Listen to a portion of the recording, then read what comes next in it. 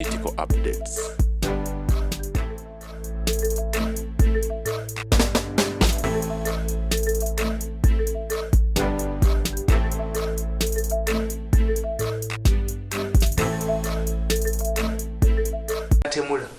Nebe basasula sente. These people don't kill. Bano tebatta. Chobola tebemanyi. Bali maji mapangisi. Ya machineries. To assassinate. They are paid the money. They don't assassinate for free. Nkugamba. Nti. People say that Dagala, Baliba Malwali.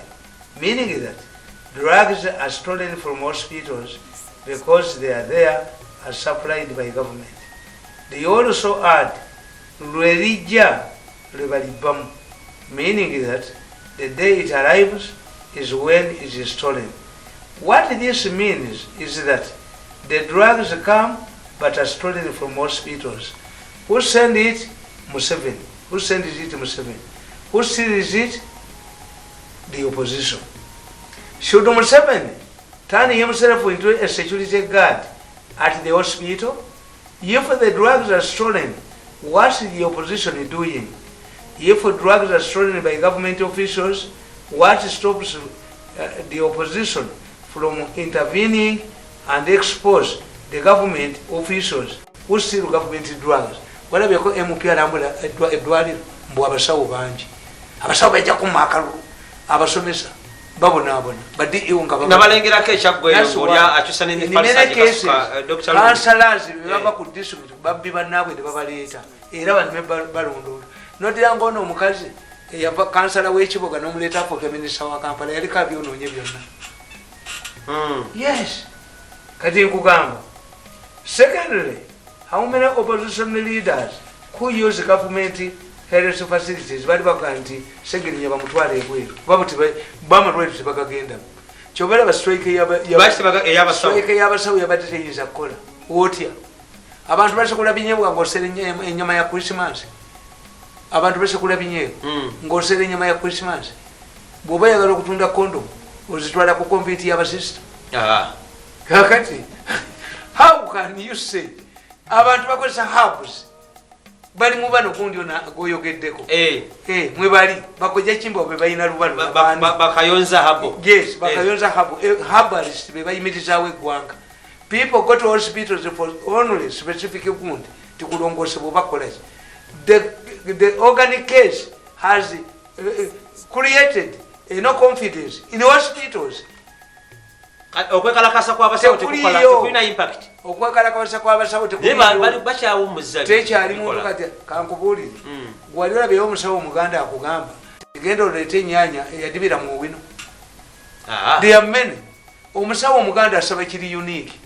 Genda oleete kakati nganza abo abaana engeri gye banneereegamu bwe baba baagala okutereera balina okuleeta endiga nga yamagulu asatu ate nga yabitege ng'ate eyina endali.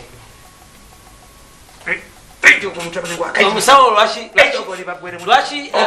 basaba ebitasoboka? Yes. Anti yaba akirina nze sigiina bugireete sente zireete leeta biliyoni njikulu.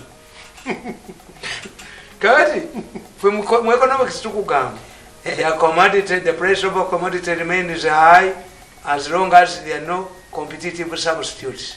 Kati abasawo n'amalwaliro ga mensoni gye babasasula obulungi n'aga private kagenda kwekalakaasa. All of the people, government officials are taken to Nakasero. Abajagana bahabali. Jebafa ne babale. Alagene beshinansi. Nakasero bamala okufanga babale ka oxygen enako mukaga nga nalwisa asasula. Bayina diro. Kati nzo mwana wange ndabaga ndi muntu ali Nakasero nezire ngulu. Zita doctor nawe yatutele. No mujjanja. Manze nogenda n'ennyondo yange emitwetu. Ati mujjanja. Ejo otambula nayo. Ennyondo yange yino kubeerawo. Ntambula nayo. Nkimanyi. Nawe weri. Nkimanyi. Yes. Tetwawukana. Tuli balo. Kati nkugamba. Nti. Sadire. How come that also the missionary hospitals under the tight control of their founding bodies are not different from government health facilities? Na wano mukutta abantu malwaliro ga mensani mwegali except Kibuli. Abasiramu nabatidde. Tebaliimu. Bwana Dr. Byaruhanga, why didn't you carry out this exercise in a Muslim hospital? agendeko ekibuli naye byaluhango yina abaana human dress in a police uniform. Do you have children? Have you ever lost a child? Ngazi banafiro byaluhango netusinga nemulifuti omutatira mumu. Do you know ekintu kyozanyira mu byaluhanga? How many times have you commented on the police? Byaluhanga ebizibu byalina ebingi ennyo bajja kumunoonya tebajja kuwasaayo tujja kubanga abasajja ate bali munoonya gye bujja natistifying ekyokulya nno abasajja abo gye balina neribagwa mutwe ye mwami Tamale abagamba bulijjo the future will exaggerate him bajja kubakwatawo bamuteekeko banga lyakikanga baliko ng'embuzi ennume byaluhanga ng'ali kabanga lyakikanga baddeko saadire mbadde nkugamba nti gavumenti ya Uganda what happened when we talk about government hospitals on Herald, because yesterday it was AGC day. When you talk about government hospitals, what happens? What happens in missionary hospitals? Are they different? Gaga mission is different. Genda mu Albert Cook bayagula abanaku n'abaavu.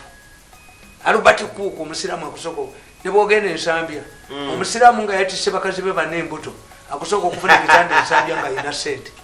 These are commercial ones, but people don't know. Missionary hospitals receive free drugs from government. What's the difference? How cheap are they? Previously, Ugandans depended on missionary hospitals and schools. What went wrong? My answer is that the Europeans left them under Uganda management. And more importantly, they also receive drugs from the state National Drug Authority. Where do they put these drugs? Why are they not cheap? Government. It is obvious that the opposition only talks about empty health centers to undermine the government, but it does not provide lasting solutions to the problem apart from criticizing it.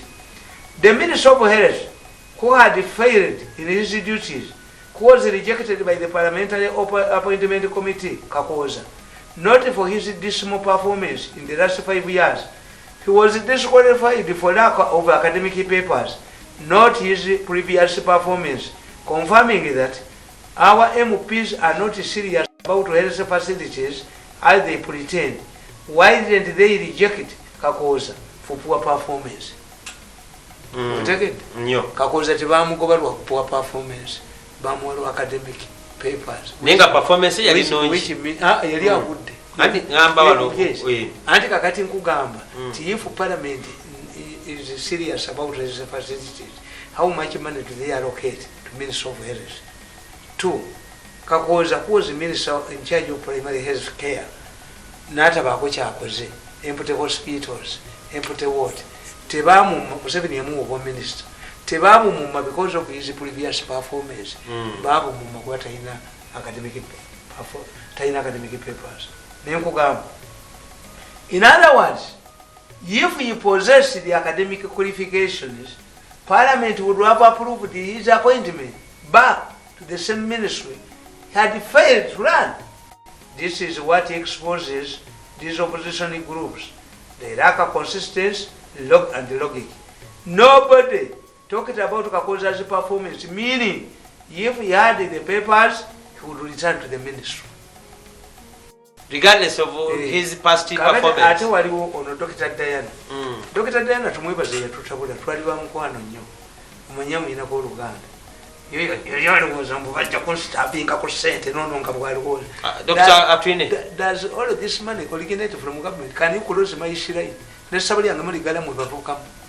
I have survived the 8 years nga ssente zonna muzisibi. Bajja kujja baligale bakusabe certificate. Biba bebi bo mwenda biba biye kubye ne babi.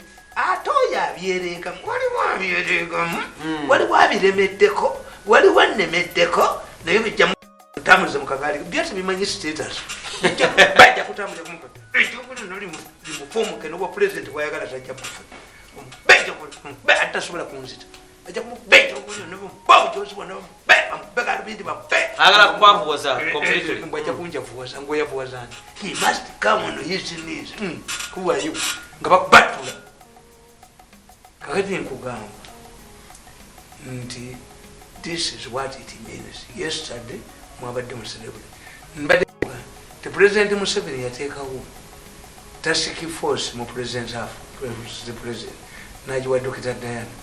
Members of parliament at one time wanted to dissolve it. Teina mugaso. Kuba ikwate eddagala. 2. Eteeka erivunaana abye eddagala. Oyo Diana, Dr. Diana, yakwata ko omusajja nga abye eddagala lya 6 billion. Erya siriimu nga litudde mu Southern Sudan. Kakati waitwala mu Southern Sudan, what happened mu Southern Sudan? N'agamba ebamukwata naye bwe bamuvunaana omulamuzi muganda we yawoza omubbi w'eddagala muganda we omulamuzi yawozesa n'amusalira emitwalo 6 fine eyabbye eddagala eryemmeka yajja yeevuga ne video ask Diana eddagala lya buwumbi kati eddagala abo ba refugees bani bonna wanuliva wanuligenda bugenzi. Are you not ashamed that the drug that manufactures drugs that alleviate HIV liri mu Uganda, mu East and Central Africa, naye balirwanyisa kulijjawo bagule ebweru? Quality chemicals is sustained by the president. In fact bwe baali balireeta naliwo Mbabazi ne Michael Mukula baali wakanya naye nga boogera Lunyankole Mukulazimazayize Munyankole baali boogera Munyankole nga tebamanyi tinoyo Katongole maama we Munyankole ng'Olunyankole aluwulira. Museveni said sijjadde I went to these people.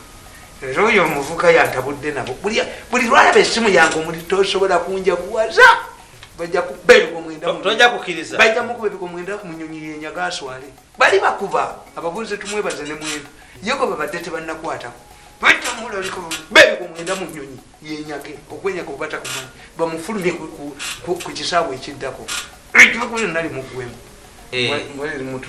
mole omwetaganya ate ennaku ezabadde atawanyizibwa obulwadde anti kati nze bwe ŋŋendayo n'akaaba okugulu kakati mukulu wange yamugulira ekitanda bamusindikireko bw'akaaba okugulu senga tewagenda wa mukama we oyo tebaali nkubi bamukuba okugulu alina kyafunyemu buli kyebaleeta nanye ne buyinza nga balowooza ajja kunfuula embwayi inaawe olisasula omanye fe abaganda tukola bwe tuti abaganda fe tukola bwe tuti abaganda tukugamba ti bw'obanga ozadde omwana omuwala ng'ozadde omusajja obayitaganemeredde fe omwana omuwala tumusabira ekintu kimu naye azaale.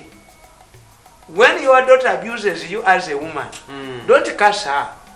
Muleke azaale ategeere omwana bw'aluma. Kati ffe bano tubasabirako babeereko mu gavumenti ezitali zaabwe bategeere nti ebintu si byabwe. Obuyozi buno babulabeko bwe bajooza ensi ti naffe tuli bantu twazaalibwa bakazi munno n'omunyigiriza emyaka 8 nga buli kamu bwe bamuwa kanongo okajjamu bajja kufuka nkufuka bino oli kabaka bajja kusootinga mu buli mbeera yonna bali bajja musootinga bamubeeri omwenda ali okansegeri ate asibalokole ate bijooga abalokole okukamala bwe biri mubeeri omwenda oba mukyaki mwenyini bakuswaliza musumba akalonako kwana ku mutwe oba mu nnyonyi ebyogera baliyimirira ku kisaawe ekiddako ne bajjayo. For the last 2 days UPDF to stay in Congo until rebels are beaten. Babajjeko akwetuli babajjeko akwetuli bulungi anti gagandi abamonita bo bakuba kifaananyi kya Katumba kikadde tebalina the past nti Katumba balina bebajjukiza kiki bagezaako okuinsinuatinga kiki kati ataawo kakati progress eno si yaabwe and they cannot mention monitor cannot mention anything about Muhoozi batya ye abakiba negative kubanga monitor alimu ate live amulimu waliwo ate yalowooza nti Muhoozi is serious ekifaananyi kikadde kakati do you think the military didn't supply and the inside extract giga operation the truth onongabirina avijeyo ate gwakubiri anti if you ask omwogezi w'amagye will tell you ekyambe kiri mu kutundula envunza nti bonna abawa all of the newspapers aziwa ebifaananyi naye bano bo is not their interest era all along monitor ebadde ekuba ng'eraga ebyamumbere ebyaki. Why? This area Kivu is dominated by Bakonzo. Monitor yo omulimu gwayo eraga past teraga progress. No, that's a monitor. It has a vested interest. It must be. The problem. What about a current? Problem newspapers. Tekakati mulimu friendly interest because according to Sibana, Muganti independent of who? He's not independent. He's not independent. Umanyi obuchayi fe tubulabira ku kintu nti agwe diverting eggwanga ulizeeyo gyerikola bano bakifulumiza bulungi ndowooza eggwanga olizeeyo okiraba nga kiri ebit bulungi nnyo eggwanga olizeeyo tulitegeera fe abasoma bino all set to fight terrorism. UPDF advancing in Congo. Kakati notunuuli chase ADF rebels. Era ojja kugiraba nnyo monitor ng'era ewaaba wakanya. Kubanga you see, if you are sensible man, you are an MOP. Do you believe really that the government can tell you, can come to parliament and say we are going to attack rebels? Do you believe? But what could be the right procedure? Why are you in the parliament? Zaki, when you are going to have sex with your wife, do you wake up with the children? Or you ensure that they are asleep? They are asleep. You ensure that they are asleep. But how does a member of parliament like Zaki, atambula nagenda na mu America asoma na mawuli, believe, complain that the government has not informed the parliament? What does the law say? In fact, in America, in America they call it political decision doctrine, that the president of the United States has declared war on Saddam Hussein. President here declaring, but it executive powers, executive decision rather. Political decision doctrine. The president of the United States has declared the war on Saddam Hussein. Siri. An executive decision as a president. Bosoma. Many Banabama audience Maya. Enough. And that's why tomorrow in the program I'm going to talk about sports. Where do you find the country? Ngamwabera n'omusajja coach n'alema n'agenda ne mumukomyawo. Atendeke timu y'eggwanga nefiira ddala. Kati yafiira ddala. Eringa etaliwo. Eringa etaliwo yafa. Mwe mulowooza nti when he comes back. Tugenda kwesunga okuwulira muyogera ku by'emizannyo. We're going to talk about sports. Where have we lost? Kakati nkugamba titulina terms zetukozesa abamu oli tubali well trained. Tulina kye tuyita mu international law. Tulina kye tuyita an attack. To attack means nti another country has attacked. Attack from different directions includes military, planes, tanks, artillery. That's an attack.